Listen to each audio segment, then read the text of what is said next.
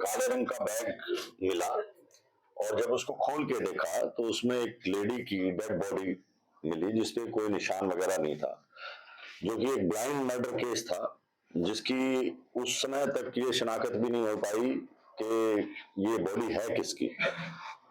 और रोहतक पुलिस ने तुरंत जब ये सूचना मिली तो 8 टीमें बनाई, SIT वगैरह और दूसरी, ताकि इसका जल्द से जल्द ये पता लगाया जा सके कि ये महिला है कौन, क्योंकि ब्लाइंड मर्डर केस था तो पहले सबसे पहले आइडेंटिफाई करना उसको बहुत जरूरी था।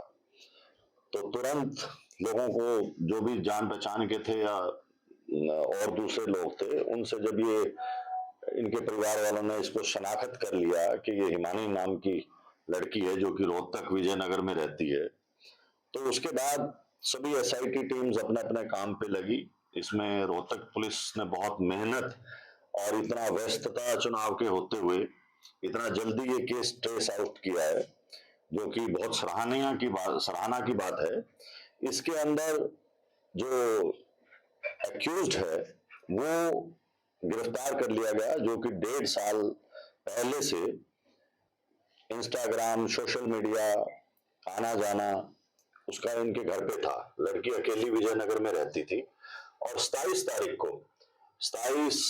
फरवरी को ये लड़का उनके घर पे आया और इनकी आपस में कहा सुनी होगी और इसने ये जो मोबाइल चार्जर की केबल है उससे गला घोट के और उसको वहीं मार दिया।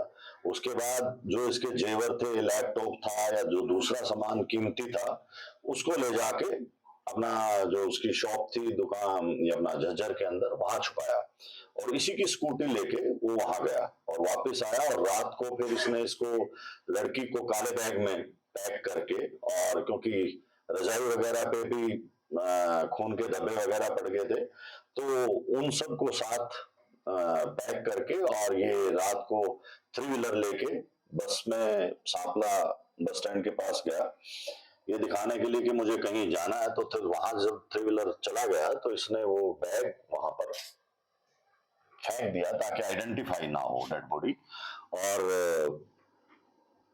उसके बाद ये वहां से भाग गया। लेकिन पुलिस ने जो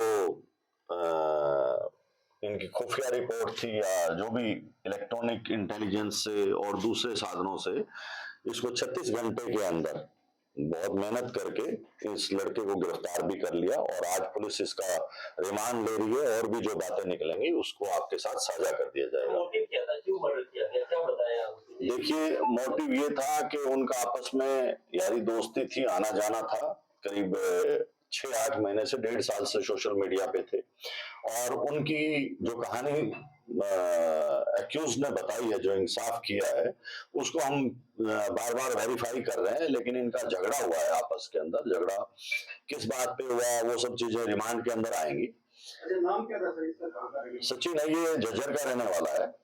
ये इसकी मोबाइल शॉप है, मोबाइल का काम करता है ये।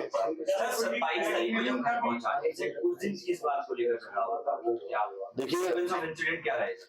पहले ये घर पे ही रहा, शाम को 5 बजे के आसपास जब इनकी अनबन होगी, लड़ाई वगैरह हुई कोई पैसे के लेन देन पे या किसी बात पे, तो उसके बाद इसने उसका गला घोट के वो जो केबल थी मोबाइल चार्जर की उससे मार दिया।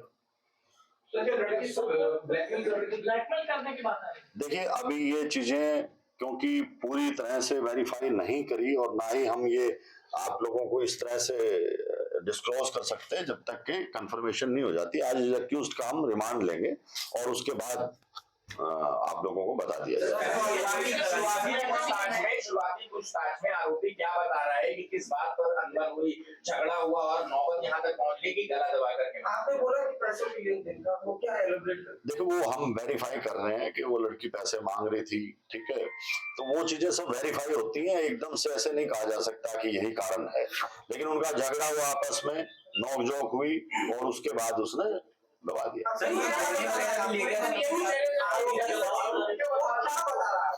वही यही बता रहा है कि मेरी उसके साथ झगड़ा हो गया, बोलचाल होगी और बोलचाल के अंदर उसने उसका गला दबा दिया। देखिए, लड़ाई झगड़ा किसी भी बात पे हो जाता है, कोई स्पेसिफिक नहीं होती। आपने बोला ना पैसों को लेकर पैसों का उनका आपस में लेन देन था, तो वो क्या था हम उस चीज को वेरीफाई करेंगे।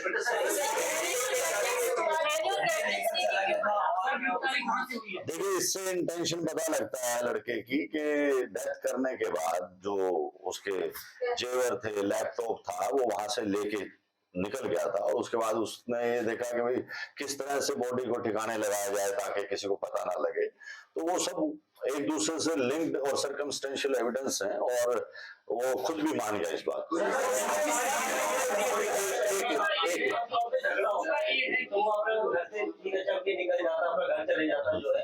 मर्डर किया और मर्डर करने के बाद पूरी प्लानिंग के साथ बॉडी को डिस्पोज ऑफ करना, एविडेंस मिटाना, सही पहले से ही प्लानिंग थी कि इसको ढालना। ये पिट ऑफ रेंज में था या पिट ऑफ रेंज में था या फिर पूरा प्लान? देखिए, दो चीजें हैं कि उस टाइम जो हालात हुए, कोई ऐसा पहले से प्लानिंग नहीं थी, लेकिन उस टाइम से जो हालात हुए, कोई मारने के लिए नहीं आता, वो हालात बनते हैं उस टाइम। जो उस टाइम हालात बने उसके बाद उससे बेकाबू हो गए और फिर उसने ठिकाने डेथ बॉडी